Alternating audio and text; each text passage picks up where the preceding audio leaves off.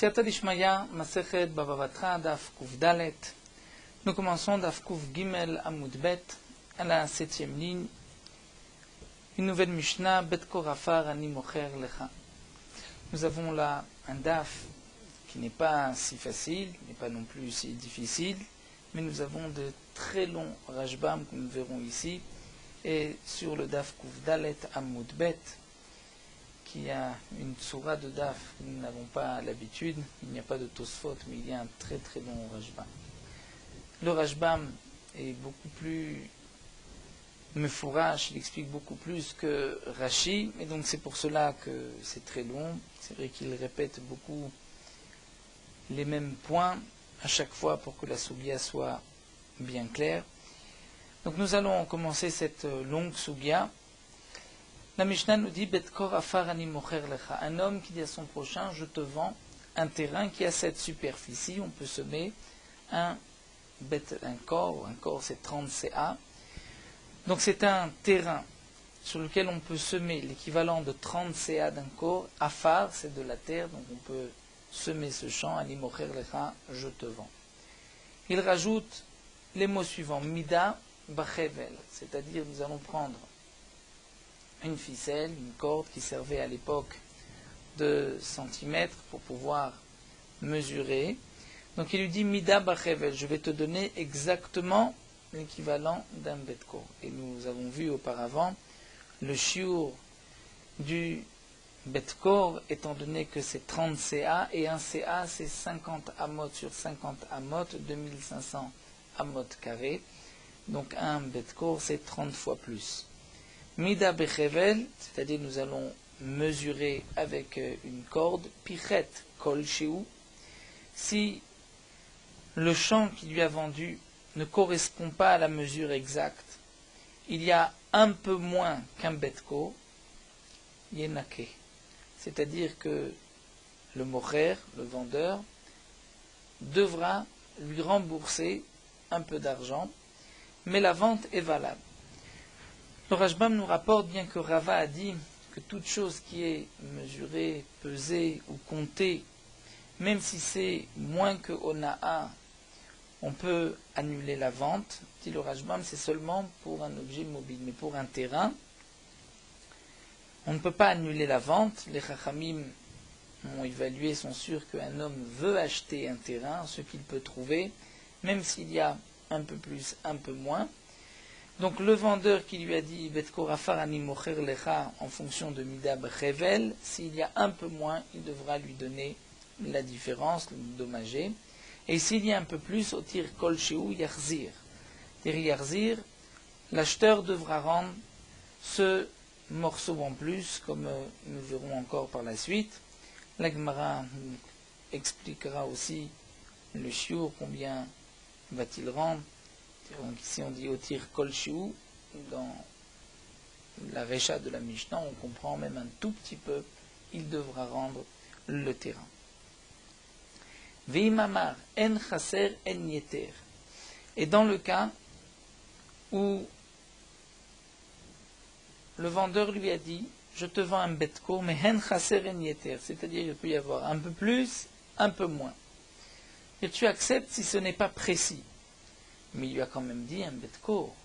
Puisqu'il lui dit un betkor, il faut que ce soit équivalent betkor, un peu plus, un peu moins, mais pas beaucoup moins qu'un betkor.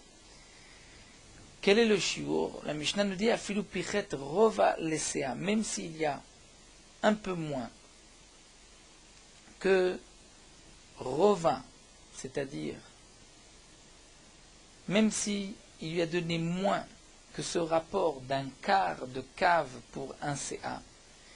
Un quart de cave pour un CA qui correspond à un 24e du CA, puisque le CA contient 6 cavines. Le rova, c'est un quart de cave, donc un 24e pour un CA.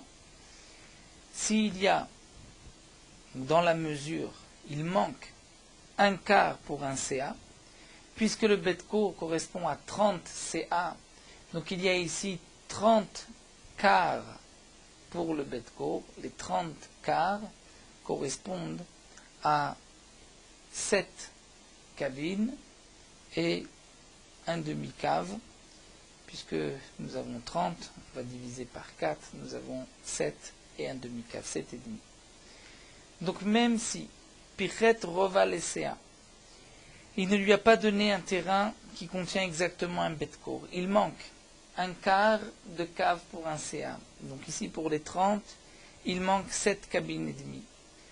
O tir Rova Lesea, ou bien il lui a donné un terrain qui est plus grand, et il y a un peu plus, il y a un quart pour un CA en plus, donc 7,5 pour les 30, Igio.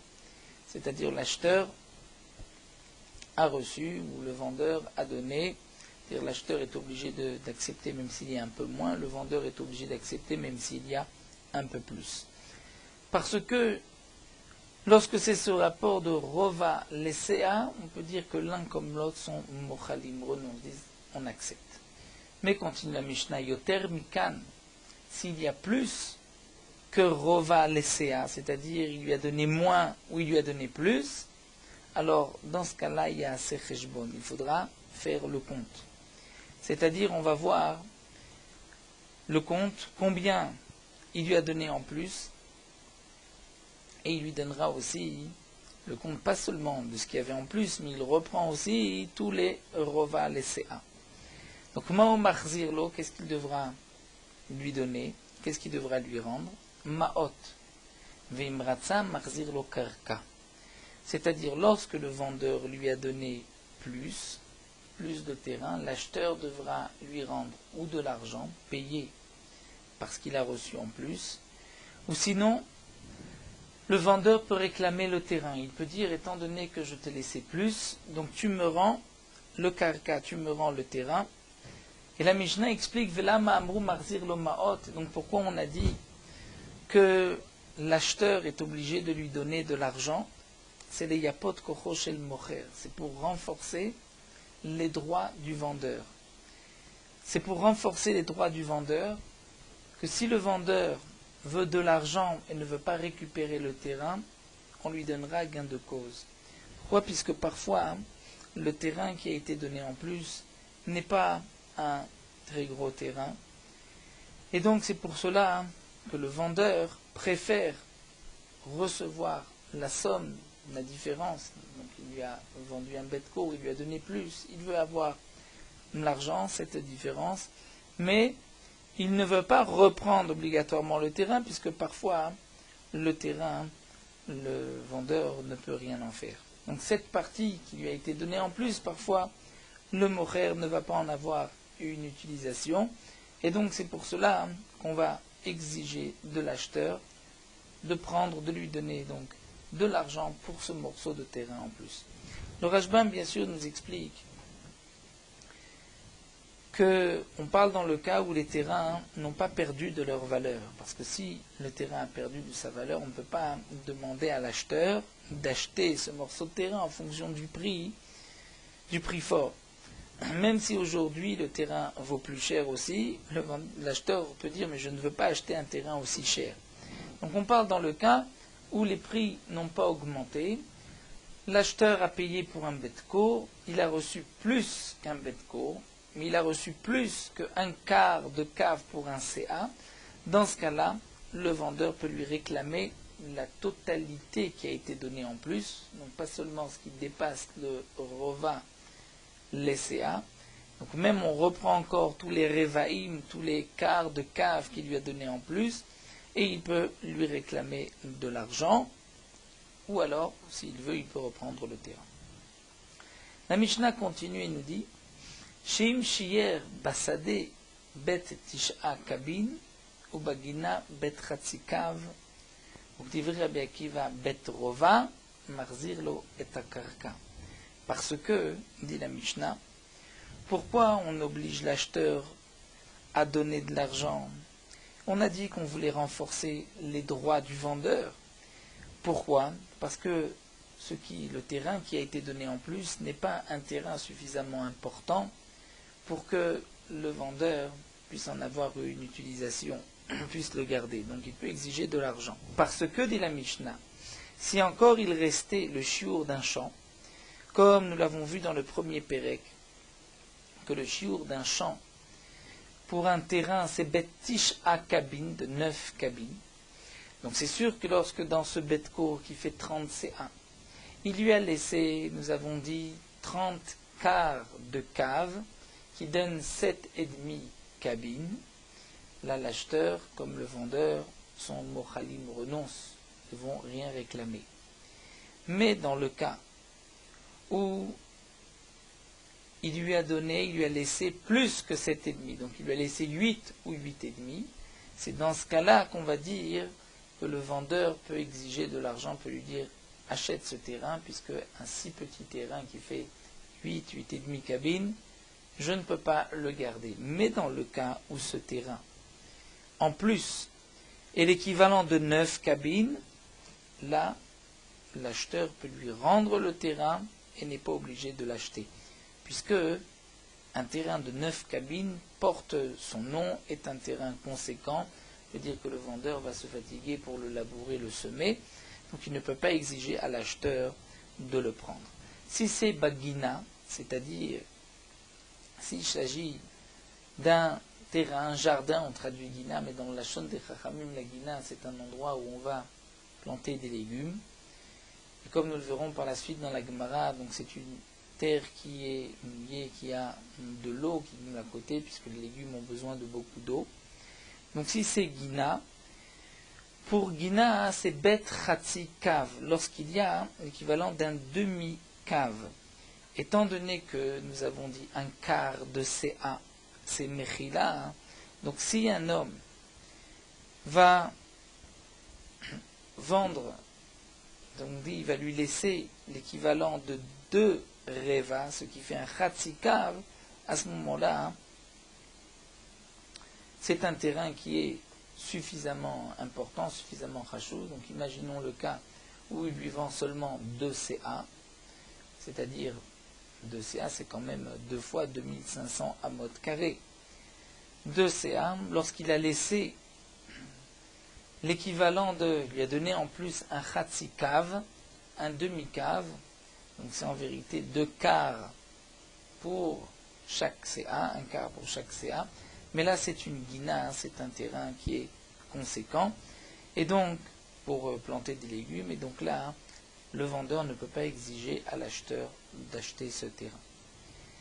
Et d'après Rabbi Akiva, c'est Bet Rova, puisque nous avons vu une marloquette, pour Rabbi Akiva c'est même l'équivalent d'un Rova, d'un quart. Un quart est suffisant pour être appelé une guina, un endroit où on va semer ou planter des légumes. Et la Mishnah termine en disant Veloet arova bilvad ou marzir et et kol hamotar. Et c'est pas seulement le rova qui va lui rendre, dire dans le cas où il doit rendre, lorsqu'il lui a donné plus que cette mesure de 1 rova par CA, il doit tout rendre. Donc la Mishnah dit pas seulement le rova, mais même le motar. En vérité, comme nous le verrons dans la Gemara, c'est le contraire. Pas seulement le motar, ce qu'il a donné en plus de ce rapport d'un reva, d'un quart de cave pour un CA, mais il va devoir aussi lui rendre le rova lui-même. Il ne pourra pas dire jusqu'à 1 rova pour un CA, tu es mochel. Donc si tu as laissé un peu plus, c'est sur cette petite part que l'on discute. Non, c'est sur le tout, étant donné que je t'ai laissé plus qu'un rova, à ce moment-là, je ne suis pas mochel, même le rova. Donc dans la Mishnah, nous avons vu ici le din. Tout d'abord d'un homme qui dit Betkor Afar ani mocher lecha mida bachevel. Je te vends un Betkor Afar, mais mida bachevel. On va mesurer à l'accord de centimètres près. Là, nous avons vu Pichet otir kolchou, il doit rendre. Lorsqu'il lui dit Betkor Afar ani mocher lecha hen chaser en yeter, un peu plus, un peu moins, là nous avons vu le shiur de 1 quart de cave pour un CA et donc de 7 cabines et demie pour un corps. Lorsque un homme va utiliser les deux termes, il va dire Bet korafan mochelecha mida bachevel hen chaser en yeter, ça nous verrons Bezrat Hashem plus loin dans Daf Kufdal et Talmud Bet, c'est une machloquette entre les Chachamim et Ben Nanas. Mais il y a un cas qui n'a pas été mentionné par la Mishnah, c'est lorsqu'un homme dit je te vends Bet kor afar. Il n'a pas dit mida bachevel, il n'a pas dit un peu plus, un peu moins. Quel est le din lorsque il lui a dit Betkor Afar? C'est la question de l'Agma Ibailou. Betkor Stama Mai. Lorsqu'il lui dit Betkor Stama, juste un Betkor. il ne lui a pas dit Mida Bachevel qu'on puisse mesurer au centimètre, il ne lui a pas dit à peu près En Chaser En Yeter. Donc quel est le din? Tashma, l'Agma va apporter une preuve de la Mishnah. Puisque dans la Recha c'est marqué Bet Korafarani Mocher Lecha Mida Bachevel, là on a vu que Pachet Kol Shu Inake et Kol Shu Yachzir, que s'il y a un peu plus ou un peu moins, il devra rendre. Que ce soit le Mocher qui rend ou l'acheteur qui rend. Mais donc, tu vois que le contexte qu'on rend, c'est lorsqu'il lui a dit, Midabachevel, Astama, mais s'il lui a dit, je te vends un Betkor, il ne précise pas, il dit rien, là c'est Ken Chaser En Yeter, on rentre dans la deuxième catégorie, comme c'était un peu plus, un peu moins. Donc tu vois que c'est comme c'est un peu plus, un peu moins, il y a ce rapport de un quart de cave par CA. Mais dit la Gemara, si tu es médaille de la Rechasse ou médaille de la Sefa, de la Mishnah et ma Sefa, dans la Sefa c'est marqué Vimar, lo En Chaser En Yeter, s'il lui a dit à peu près, un peu plus, un peu moins, nous avons vu qu'on va jusqu'à cette mesure de un quart de cave pour un CA, donc il y a un peu plus ou un peu moins. Donc cela nous laisse sous-entendre Hastama. S'il n'a pas dit un Chaser En Yeter, à ce moment-là on revient Midabachevel, on mesure au centimètre près. Et la Meha le Kalemashma Minam, dit l'Agma, donc tu vois que de cette Mishnah tu ne peux rien prouver, ni dans un sens ni dans un autre, et comme explique le Rashbam, ce n'est pas qu'il y a une contradiction dans la Mishnah. La Mishnah ne nous parle pas du din de Betkor Stama. La Mishnah nous parle lorsque tu as dit Mida Bachevel ou En Chaser En Yeter, parce que la Mishnah veut nous enseigner ensuite la marloquette entre Ben Nanas et le Chaim lorsqu'il a utilisé les deux termes. Mais donc pour Betkor Afar Stama, on ne sait toujours pas. La Gemara continue, Tashma, nous allons apporter une preuve. C'est marqué Betkor Afar Ani Mocher Lecha, Ke Betkor Afar Ani Mocher Lecha, En Chaser En Yeter Ani Mocher Lecha. Nous avons ici une braïta. Où la braïta a l'air de nous parler de trois cas. Un homme qui dit Betkor Afar Ani Mocher Lecha, je te vends un Betkor Afar. Et là il ne précise pas ni Mida Bachevel ni à peu près. Ensuite, un autre cas. Ke Betkor Afar Ani Mocher Lecha, comme un Betkor. Donc comme un Betkor, c'est-à-dire même si ce ne sont pas les mesures exactes. Troisième cas, il lui dit Hen Chaser En Yeter Ani Mocher Lecha, donc un Betkor Afar, mais un peu plus, un peu moins. Et on voit que dans les trois cas, Flupichet Rovalesseoti, Rovalesseigio, c'est comme le deuxième cas de la Mishnah, donc il a accepté, il est Mocher jusqu'à un quart de cave pour un CA. Donc on voit Halma, que Stama Namek En Chaser En Yeter, lorsqu'un homme n'a pas précisé, il a juste dit Betkor Afar Ani Mocher Lecha, c'est comme s'il avait dit un peu plus, un peu moins, puisqu'on accepte cette marge de un quart de cave pour un CA. La Gemara dit non.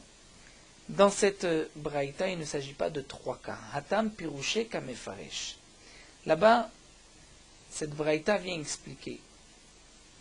Un homme qui dit Betkor Afar Mocher Lecha, Ke Betkor Afar Mocher En Chaser En Yeter, c'est un seul cas. C'est-à-dire, lorsqu'il lui dit Ezeu Betkor Shehi Ke Betkor, dans quel cas si un homme dit Betkor, je te vends un terrain qui a cette mesure de Betkor. Mais dans quel cas je veux dire c'est comme Ke Betkor, comme un Betkor à peu près.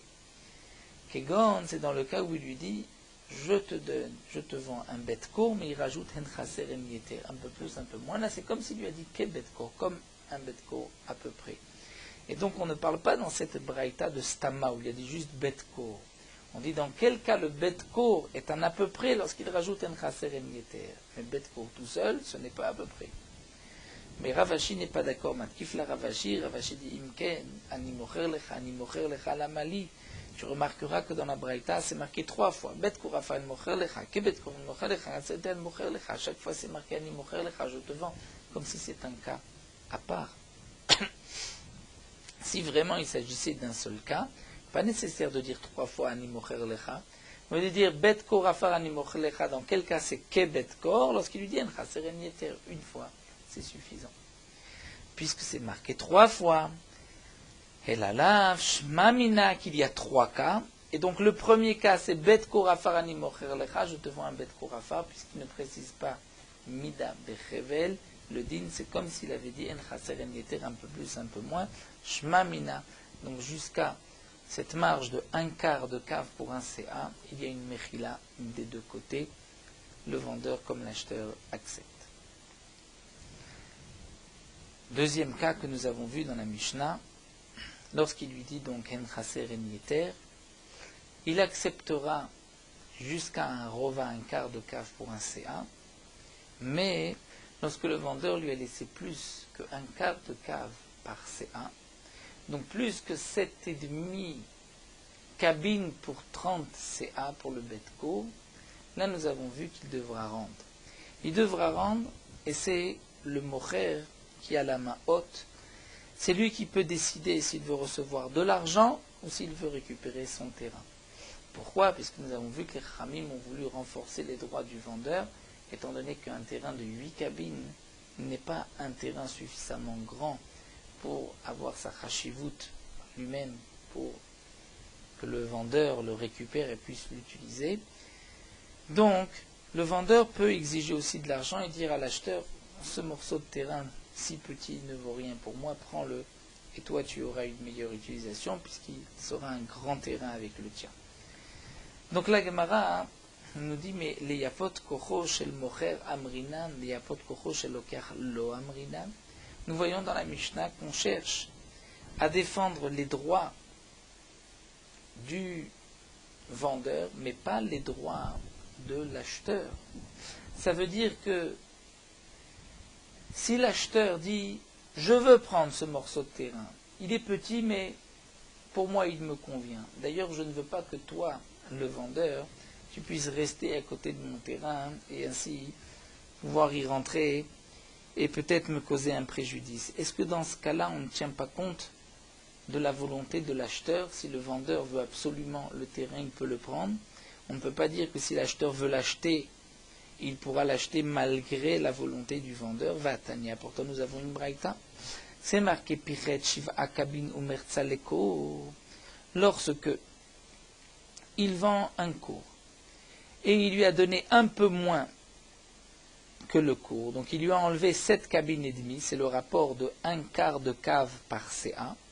Ou Otir Shiva Kabin Umerza Leko. Ou bien le vendeur lui a donné plus de terrain, il lui a donné 7 cabines et demie en plus. Donc c'est encore le rapport de 1/4 par CA, Igio. C'est-à-dire Igio, l'acheteur comme le vendeur ne peuvent rien réclamer. Mais Yoter Mikan, si le vendeur lui a laissé plus, ou il lui a donc plus que 7,5, ou il lui a enlevé, il n'y a pas, il lui a enlevé plus que 7,5. Alors dans ce cas-là, prenons du cas de Yoter Mikan, c'est-à-dire il lui a donné plus. Le terrain ne fait pas juste 30 CA, il fait 30 CA et 8 cabines, donc il y a plus que 1/4 de cave par CA. Qu'est-ce qui est marqué dans la Braïta? Kofin et amocher limkor vetaloker likar. On va obliger le vendeur à vendre si l'acheteur veut acheter, et on va obliger à l'acheteur d'acheter si le vendeur veut vendre. Donc on voit qu'on tient compte aussi de la volonté de l'acheteur. Pourtant dans la Mishnah, on a vu qu'on essaye de défendre que les droits du vendeur. La Gemara répond Hatam Kegon Deave Yakira Meikara Vezal Ashta. La Gemara dit en vérité, on ne tient compte toujours que de renforcer les droits du vendeur, mais pas de l'acheteur. On n'obligera pas le vendeur à vendre s'il ne veut pas. Si le vendeur veut, l'acheteur est obligé de lui rendre le terrain. Ce qui est marqué, Kofin est à mourir dans cette braïta, on oblige le vendeur. Donc cela voudrait dire que si l'acheteur veut acheter, le vendeur est obligé de vendre? Non, ce n'est pas ainsi qu'il faut comprendre. Ici, on parle dans le cas d'Ave Yakira Mikao, le terrain valait cher au début, Vezal Hashtai, aujourd'hui, il vaut moins cher. D'Amrinanle, là on va lui dire, c'est-à-dire que l'acheteur va dire au vendeur, si tu veux me donner le terrain, tu veux que je garde le terrain parce qu'il est trop petit pour toi, alors Havli Kezola de Ashta, tu vas me le vendre comme le prix bas d'aujourd'hui. Et donc ça c'est ce que la Braïta veut nous dire, on obligera le vendeur à vendre. C'est-à-dire que le vendeur est obligé de vendre en fonction du prix d'aujourd'hui. Mais en aucun cas on obligera le vendeur à vendre si lui ne veut pas vendre. S'il veut vendre, on peut l'obliger à prendre en fonction du prix d'aujourd'hui. Ve'atania, mais pourtant, demande l'Agma, nous avons une braïta qui dit que Shu notenlo kesha'ar shelakach mimenu. Lorsqu'il lui donne, donc lorsque l'acheteur donne, il devra payer en fonction du prix de la vente. Donc non pas en fonction du prix d'aujourd'hui, c'est contraire à ce que l'on vient de répondre. L'Agma répond non. Hatam kigonda vezola meikara vekera la hashta. Cette dernière braïta, c'est le contraire. C'est lorsqu'au départ, le prix était bas et qu'aujourd'hui, le prix a augmenté. L'acheteur va prendre le terrain, mais il pourra payer en fonction du prix de l'époque, c'est-à-dire du prix faible, que zola, que sha'at zol. Mais on ne pourra pas obliger le vendeur, donc on maintient à vendre si lui il ne veut pas vendre. Donc nous avons vu le digne de la Mishnah. Reprenons un petit résumé avant de continuer. Un homme dit à son prochain, je te vends un bet-kor afar, c'est l'équivalent de 30 CA, donc 30 fois 50 amot sur 50 amot, 30 fois 2500 amot carré. Si le vendeur dit mida bachevel, c'est-à-dire au centimètre près, on va mesurer à la corde, s'il lui a donné plus ou moins, ils devront faire les comptes. Plus l'acheteur rendra, moins il devra compléter ou lui enlever de l'argent. Lorsque le vendeur dit en chaser, en yeter, c'est-à-dire un peu plus, un peu moins, là il y a une marge que le vendeur comme l'acheteur sont obligés d'accepter. C'est un quart de cave pour un CA, un 24e. Plus encore, nous dit la Mishnah, si le vendeur lui a laissé plus que ce un quart de cave par CA, le vendeur peut réclamer de l'acheteur ce morceau de terrain ou peut l'obliger à acheter, étant donné que ce terrain est petit. Parce que nous avons vu le chiour pour un terrain, c'est 9 cabines. Et pour un cours, le rapport de un quart de cave par CA nous donne 30 quarts de cave, c'est-à-dire 7 cabines et demie. Donc si c'est 8 ou 8 et demi, ça ne correspond pas encore à ce grand terrain, à ce chiour de 9 cabines. Donc le vendeur peut dire à l'acheteur, prends ce terrain, achète-le, parce que je n'ai rien à faire avec un petit terrain. Et nous avons vu que les Khamim ont renforcé les droits du vendeur. Il peut exiger de l'acheteur de prendre ce terrain, mais attention, l'acheteur n'est pas obligé de payer le prix fort, aussi bien dans le cas où à l'époque il avait payé au prix fort, mais aujourd'hui c'est moins cher, il payera comme aujourd'hui, mais inversement aussi, si au départ le terrain était moins cher et qu'aujourd'hui il vaut plus cher, il pourra payer comme à l'époque que Zola. Mais on ne tient pas compte de l'avis de l'acheteur. C'est-à-dire si l'acheteur va à tout prix garder le terrain mais le vendeur ne veut pas, le vendeur n'est pas obligé. Ça c'est tant que nous n'avons pas ce terrain, ce chiour de 9 cabines. Amar Ravuna, l'Agma continue, Shimshie Vasdebet Tisha Kabine, nous avons vu donc Tisha Kabine. Dans ce cas-là, c'est un terrain et donc le vendeur ne pourra pas obliger à l'acheteur de prendre ce terrain, c'est-à-dire que si le vendeur a donné en plus du bet-cour 9 cabines, là l'acheteur n'est pas obligé d'acheter étant donné que c'est un terrain en soi. Amar Ravuna, Ravuna nous dit Tisha Kabine Shamru Vafilu Bebika Gdola, dit Ravuna, les 9 cabines qui sont marquées dans la Mishnah, c'est même si on est dans une grande vallée où il y a 10 korines. 10 cours. C'est-à-dire que 10 cours, même s'il ne lui a donné en plus que 9 cabines, dans ce cas-là, l'acheteur est obligé de rendre le terrain. C'est-à-dire que Ravuna vient nous donner un chidouche. Nous avons parlé d'un cours. Un cours, c'est 30 CA. Et nous avons dit qu'il y a une marge de un quart de cave par CA. Donc pour 30 CA, nous sommes arrivés à 30 quarts de cave, c'est-à-dire à 7,5 cabines. Et on nous a dit, étant donné que ça ne fait pas encore 9 cabines, parce que la chashivut d'un terrain c'est 9 cabines. Mais lorsque nous avons un vendeur, va lui vendre 2 korines, 2 fois 30, c'est-à-dire 60 CA. Si on tient compte de cette marge de un quart de cave par CA, en vérité, même s'il lui a laissé 15 cabines, et c'est un peu plus que 15 cabines, il peut, on va dire à 15 cabines, c'est Mechila, il renonce. Ravuna nous dit non. 15 cabines, ce n'est pas Mechila. Étant donné qu'on a dépassé 9, ce que nous avons dit, un quart de cave par CA, c'est tant qu'on n'est pas arrivé au chiffre de 9. C'est-à-dire, pour arriver à 9 cabines, il faut rajouter encore 6 demi-cabines. Donc c'est en vérité jusqu'à 36 CA. Donc prenons le cas où il lui vend 35 CA, nous sommes à 8 cabines, 3 quarts. Là, dans ce cas-là, on pourra dire Mechila encore.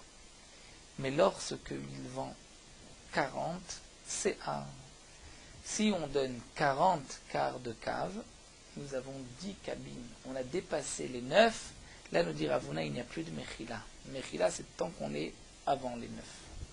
Rav Nachman n'est pas d'accord. Rav Nachman Omer, Noten, Shiva, Kabin, Merza, l'école, Kour, Veko. Rav Nachman dit, tout est relatif, fonction du cours. Et s'il y a 2 kourim, 3 kourim, 4, 5, 10 kourim, on donnera toujours 7,5 par cours, donc un quart par CA. Ça s'appelle Mechila. Il ne dit pas, puisqu'on a dépassé les 9, ça y est, il n'est plus Mochel. La Gemara continue. Rav Nachman donc rajoute Veika milka yetera chakabin hadre. C'est-à-dire que s'il y a plus qu'un quart de CA, où là il n'y a plus de Mechila, ni pour le Reva, ni pour le quart, ni pour ce qui a été rajouté en plus, donc là on dira effectivement, puisqu'il y a maintenant un terrain de 9, c'est-à-dire prenons le cas où il lui a vendu 2 corines. 2 corines, c'est 60 CA.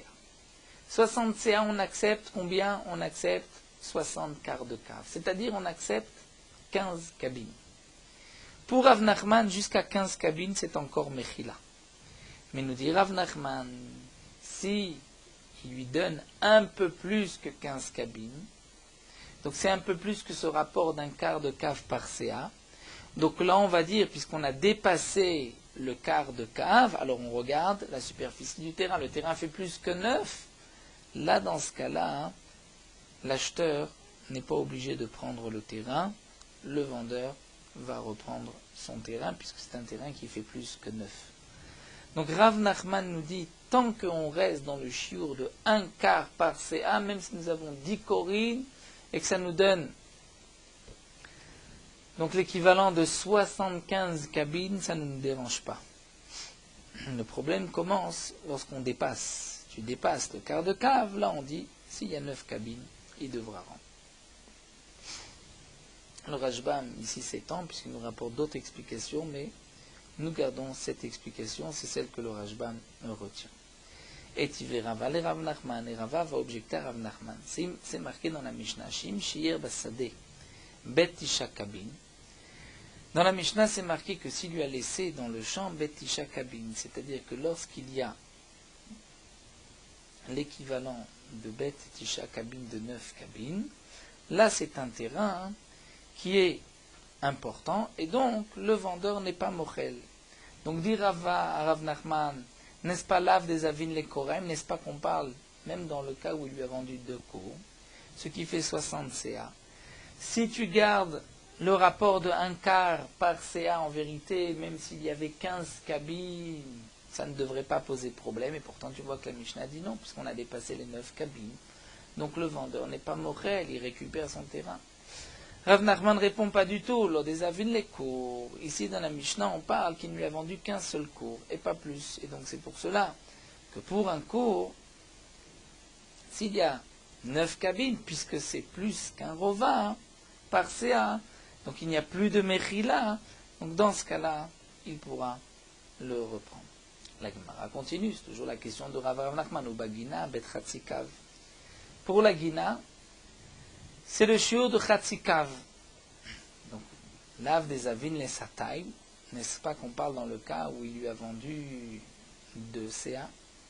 Et donc 2 CA, en vérité, il avait droit à 1 quart de cave par CA, donc pour les 2 CA, un demi-cave.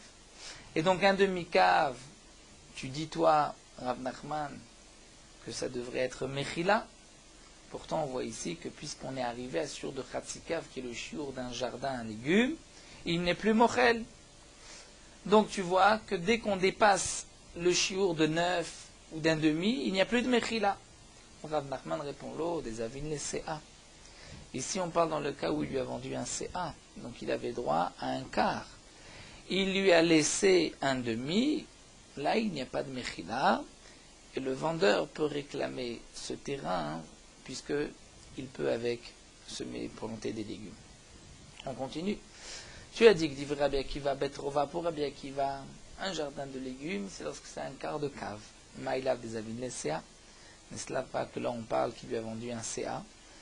Et donc normalement un quart de CA, un quart de cave par CA, c'est Mechila.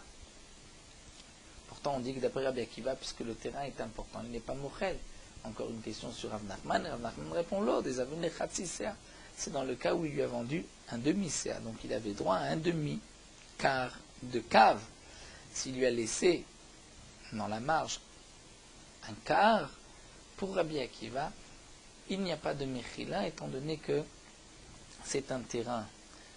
D'abord, pas de Mechila parce qu'il a dépassé la marge, mais puisque c'est un terrain qui porte son nom, le vendeur ne peut pas exiger de l'acheteur de le prendre. La Gemara continue, Ba'er Ravashi. Sade venasit gina, gina venasit sade maïl. Donc nous avons vu que le shiur d'un jardin, pour qu'il porte son nom, lorsqu'il s'agit de légumes, c'est un demi-cave. Lorsqu'il s'agit d'un champ, c'est 9 cabines. Quel va être le dîme, demande Ravashi. Il lui vend un champ, il lui dit je te vends 2 CA. Et il lui a donné un peu plus que 2 quarts par CA. Donc normalement, on doit faire les comptes. Puisqu'on doit faire les comptes, le vendeur peut exiger à l'acheteur de prendre ce terrain, puisque ce terrain est petit, il ne fait pas 9 cabines, et c'est un champ. Seulement, il est devenu ce champ Nasid Gina, c'est-à-dire il y a eu tout d'un coup de l'eau, le fleuve a débordé, il y a de l'eau ici, et on peut maintenant planter des légumes. Est-ce qu'on regarde par rapport à maintenant, et l'acheteur peut lui dire, mais puisque tu as l'équivalent d'un demi-cave, et que tu peux planter des légumes, tu ne peux pas m'obliger d'acheter le terrain. Ou bien on va dire non, puisque on regarde par rapport à la vente, c'était un champ, et un champ qui fait moins de 9 cabines, ce n'est pas un champ, donc on peut exiger l'acheteur de prendre le terrain. Ou le contraire, c'était Gina, Venasit Sadeh, c'était une Gina, donc un champ qui était avec beaucoup d'eau, et il a séché, c'est devenu comme un champ seulement où on peut semer de la récolte maï. Quel est ce dîner? On regarde par rapport au shiur de Chatzikav de la Gina ou de 9 cabines, pour pouvoir dire au vendeur, je ne suis pas obligé de prendre le terrain. Tekou, Ravashi ne répond pas, nous restons en suspens jusqu'à la venue d'Elio Navi. Tana la Gemara poursuit et nous enseigne une braïta. Imaya samuch le sadeu afilu kolshu machzirlo karka. Si le champ que cet homme a vendu se trouve juste, il lui a vendu le champ, et il y a une part en plus, il lui a rajouté même plus, dit le Rashbam, que les 7 cabines et demie par rapport à un cours.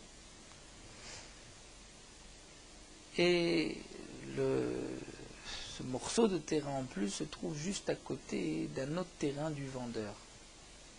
Et bien dans ce cas-là, le vendeur ne peut pas exiger de l'acheteur de prendre le terrain, parce qu'on peut associer ce terrain, qui fait on va dire 8 cabines, au terrain du vendeur. Ça c'est ce que la Braïta nous dit. Bae Ravashi, mais Ravashi se pose le problème suivant. Bor Maoshetafsik, s'il y a entre le champ du vendeur et le champ là qu'il a donné en plus.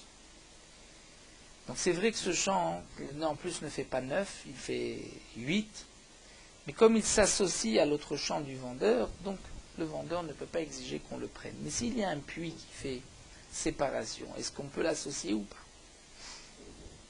Ou bien un matamaï, il y a un cours d'eau. Maoshetafsik, où il y a derech harabim, un chemin public qui est large, de 16 amot. Est-ce que ça sépare les deux champs? Et donc on peut obliger l'acheteur à prendre ce morceau. Ou s'il y a des tas de palmiers qui sont plantés l'un côté de l'autre. Et donc là, il y a un plus grand ifsek. Donc à chaque fois, l'un est un plus grand ifsek, donc l'eau plus que le bord, des harabim plus que matamaim, plus encore des harabim. Est-ce que là, on va associer ce champ-là au champ du vendeur, et donc le vendeur ne peut pas exiger à l'acheteur de le prendre, puisque l'acheteur peut lui dire, c'est vrai que ça ne fait que 8 cabines, mais tu l'associes avec ton champ. Ou bien, on ne peut pas l'associer, donc le vendeur peut dire, puisque ce qui reste ne fait pas 9 cabines, je n'en ai pas d'utilisation. Là encore, Tekou, nous restons en suspens jusqu'à l'avenue des Navi. Et nous terminons avec la dernière ligne de la Mishnah, Velo et arova bilvad marzirlo et la kol amuta. Nous avons vu que lorsque le vendeur lui a donné plus que cette mesure de un quart de cave par CA, donc il pourra récupérer le surplus, mais pas seulement le surplus, même le quart en plus qu'il avait donné. Il ne va pas dire ça c'est Mechila et c'est juste ce qui a été rajouté en plus. Mais dans la Mishnah, ce n'est pas marqué ainsi. Dans la Mishnah, c'est marqué pas seulement le rova, mais même le motar. Même ce qui a été donné en plus. Et la Gemara demande klapelaye, c'est-à-dire vers quel côté ces paroles penchent. C'est-à-dire, on ne comprend pas ce que la Mishnah vient nous dire. Le contraire aurait dû être marqué, comme nous l'avons expliqué. Effectivement, Tané Ravin Barav Nachman, il lui corrige, il dit Lo et amotar bilvad marzir lo elat kol harevaim kulam. C'est-à-dire, lorsqu'il lui a donné plus, c'est pas seulement le surplus qu'il doit rendre, mais il rend aussi tout ce qui avait été donné en plus. Donc nous avons fini, Baruch Hashem, cette sugia qui n'était pas si facile. Nous terminons avec Meorot Halacha, Daf Uvdalet, concernant les brachot. Celui qui monte à la Torah doit dire Baruchu et Hashem Amevorach à voix haute, afin que ceux qui entendent puissent répondre Baruch Hashem Amevorach Laolam Vaed. De même, l'appelé, celui qui monte à la Torah, devra dire les autres brachot à voix haute pour que l'assistant puisse répondre Amen. Celui qui ne dit pas les brachot à voix haute, il vole les mitzvot, parce que le tzibour ne peut pas répondre Amen après lui. Lorsque 10 personnes n'entendent pas les brachot, ceci est comme une bracha à voix basse, et les chatrila, il faut élever la voix lorsqu'on dit une bracha, afin que toute l'assemblée, toute la synagogue puisse entendre. Le Shulchan Aruch nous dit, donc celui qui dit la bracha à voix basse se trompe, et d'après certains, il devra même reprendre les brachot. Donc à voix basse, c'est lorsque 10 personnes n'entendent pas les berachot, on ne doit pas être timide au moment où on monte au Sefer Torah. Les poskim nous disent que même si la halacha, on est posé que celui qui dit à voix basse la bracha, il n'est pas nécessaire de reprendre les brachot. Malgré tout, du Shulchan Aruch, nous voyons l'importance, l'obligation donc de dire les brachot à voix haute pour que toute la synagogue puisse répondre Amen. Toute personne du tzibur de la communauté qui entend la bracha doit se concentrer et répondre Amen. Et lorsqu'on répond Amen au brachot, on peut ainsi aussi s'acquitter des 100 brachot qu'un homme a l'obligation de dire tous les jours, puisque répondre Amen, c'est comme si on dit la bracha à nous-mêmes. Et donc, de même, on devra se conduire pour les brachot de la Haftara, faire attention de répondre Amen, et ceci fera partie du compte des 100 brachot.